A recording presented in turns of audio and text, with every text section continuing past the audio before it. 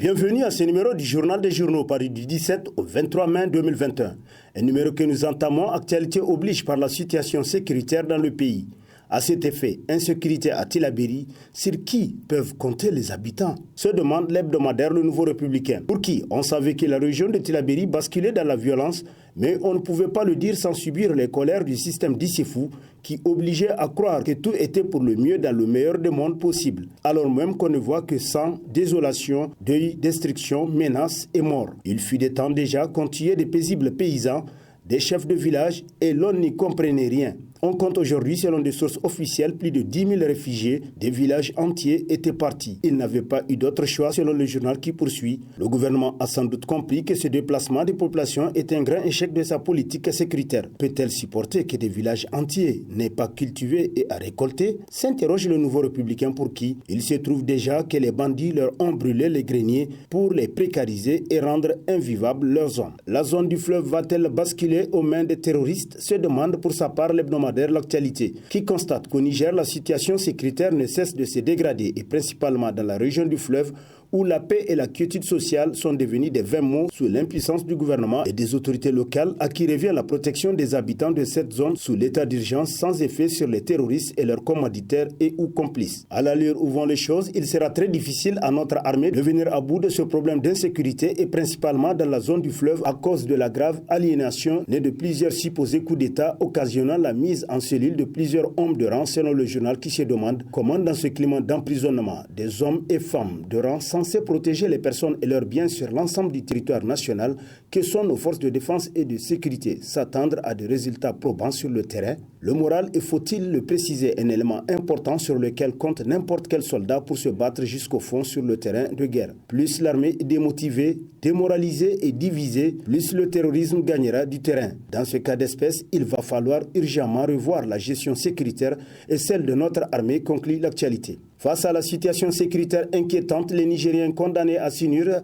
titre à sa une l'hebdomadaire satirique La Griffe qui constate que de Difa à Tillabéri en passant par Tawa et Maradi, une vaste étendue du territoire nigérien est désormais en proie à une situation sécuritaire on ne peut plus inquiétante. À l'allure où les choses semblent évoluer, aucune portion du pays n'est à l'abri de la menace, directement ou indirectement. Un des échecs de l'ancien président Issifou Mahamadou est de n'avoir pas pu rassembler les Nigériens, ne serait-ce qu'autour de cette épineuse question de sécurité, constate le satirique La Griffe qui conclut. Pendant les 10 ans de sa gestion, les rapports entre le pouvoir et l'opposition sont restés permanemment conflictuels et cela s'est ressenti même dans les relations entre les citoyens. Arrestation d'un agent de la présidence de la République, Bazoum Mohamed serait-il capable d'opérer un vrai changement de paradigme dans la gouvernance en arrêtant tous les voleurs de la République? Se demande l'hebdomadaire Le Monde aujourd'hui. Pour qui l'obstacle de taille dans ces velléités de Bazoum Mohamed, Issifou Mahamadou, son prédécesseur et bienfaiteur, le laisserait-il ainsi présenter sa gouvernance sous ses plus mauvais jours? Ce n'est gagné d'avance. Dans un entretien qu'il a récemment accordé à un média français,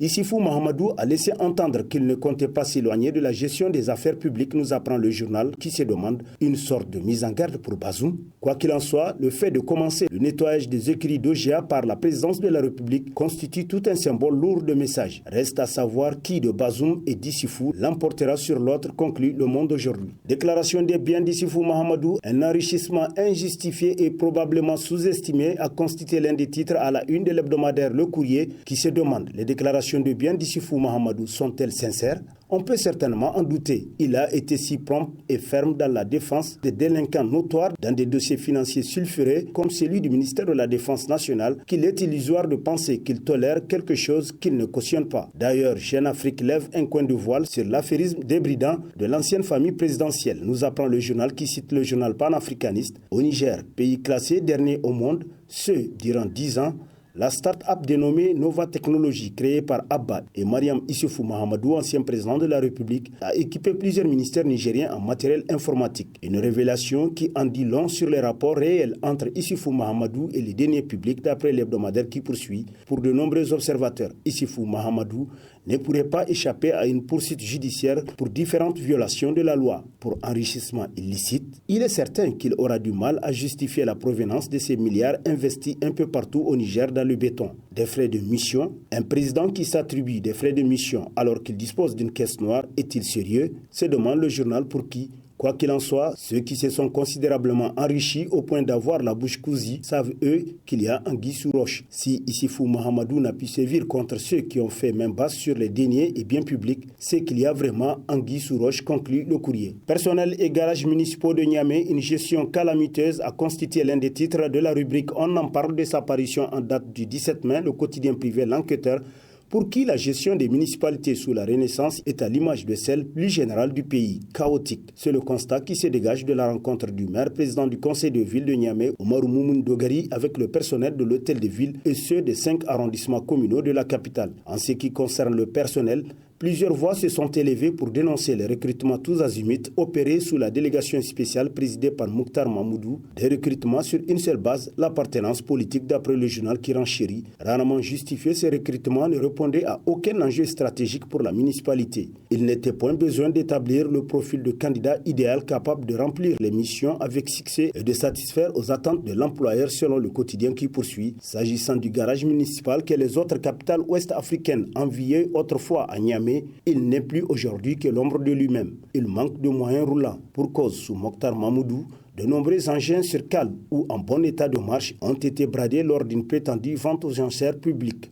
En réalité, il n'y avait qu'un seul acheteur, nous apprend davantage le quotidien. Fondé dans la presse, le caractère indirect de l'aide fait grincer des dents, s'exclame dans ses colonnes Niger Inter Hebdo qui rappelle que le 14 mai dernier était la date limite du dépôt des dossiers auprès du Conseil supérieur de la communication pour l'obtention du fonds d'aide à la presse au titre des années 2019-2020. Sauf que depuis la modification apportée à la loi sur le fonds d'aide à la presse, la majorité des responsables des médias boudent l'immixtion du CSC dans la gestion de cette subvention. Il ne se bouscule plus pour l'obtention de cet appui selon le journal pour qui, au gouvernement, à travers le CSC, les organes des médias et la maison de la presse de se pencher sérieusement sur la question afin qu'une solution intermédiaire soit trouvée quant à l'attribution de cette aide aux médias. Sinon, revenir au statu quo ante, puisque lorsqu'une réforme s'avère inopérante, il faut savoir tirer toutes les conséquences, conclut Niger Inter Hebdo. Course au fauteuil du maire de Dosso, le Pendes Taraya prend ses responsabilités, titre à sa une l'hebdomadaire Niger Times, pour qui grande fut la surprise de l'opinion nationale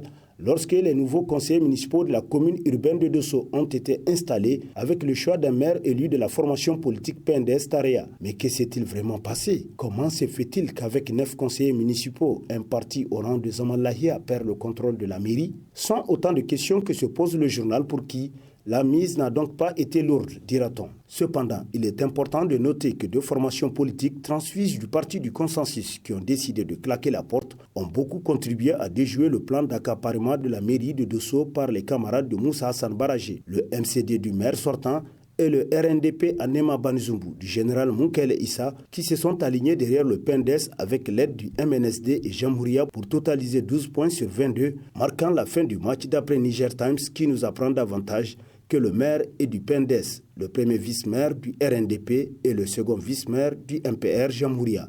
Et sur ce prend fin le présent numéro de la revue de presse. Prochain rendez-vous, plaise à Dieu dans une semaine avec toujours la même passion de vous servir. Bonne lecture et au revoir.